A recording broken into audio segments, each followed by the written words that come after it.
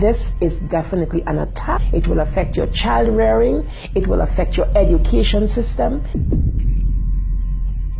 This is instructions for the teacher in the classroom to ask her or his students, how do people express their sexual feelings? Oral sex, masturbation, anal sex, massage, holding hands, touching each other's genitals, saying, I like you. It is pornography men, especially on the house floor, did not want to look at. We couldn't show this on the television news, but yet we want our 4th grade children to be looking at this book. The World Health Organization standards for sexuality education in Europe actually suggest that children ages 0 to 4 should be given information about masturbation and given the right to explore their gender identities. For ages 4 to 6, children should be taught about same-sex relationships and respect for different norms regarding sexuality. Some of the objectives of the UNESCO Sexuality Education Guidelines include teaching children at age 9 about sexual stimulation and the definition and function of orgasm, and at age 15,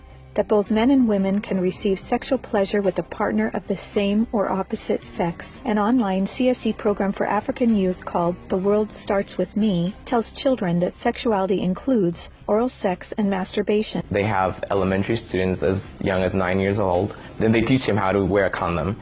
And they have this plastic genitalia, and they even have young girls. They're teaching them how to put a condom on a male genitalia and boys how to put a condom on a women's genitalia without the knowledge and consent of the parents. They're giving them handouts, negotiating sexual encounters with other students.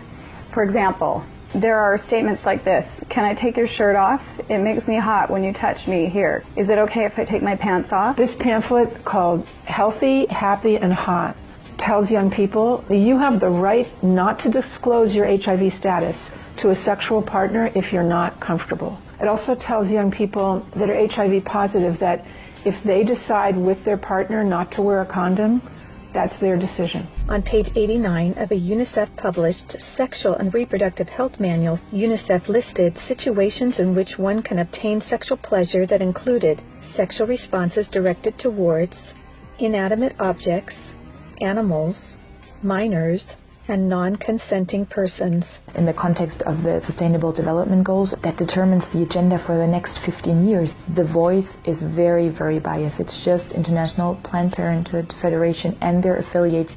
It's All One, however, like most CSE programs, is really just cleverly disguised abortion rights, sexual pleasure education, masquerading as human rights, gender, and sexual and reproductive health education. It aggressively promotes abortion.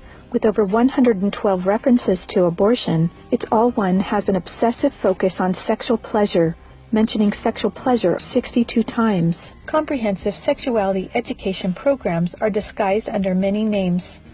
They may be called comprehensive sex or sexual education, education on human sexuality, reproductive health education, information on sexual and reproductive health, family life education, teen pregnancy prevention, rape prevention, anti-bullying programs, HIV/AIDS prevention, and sometimes even abstinence or abstinence plus education. One of the handouts that concerns me the most is called The Genderbread Person. They teach that gender is a spectrum, that you can choose to be whatever you want. Say no to CSE! Say no to CSE! We've got to stop it.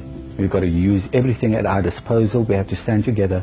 My family is mine. My wife is mine. I am hers. Our children are ours. Band together and find ways to stop it from entering your country.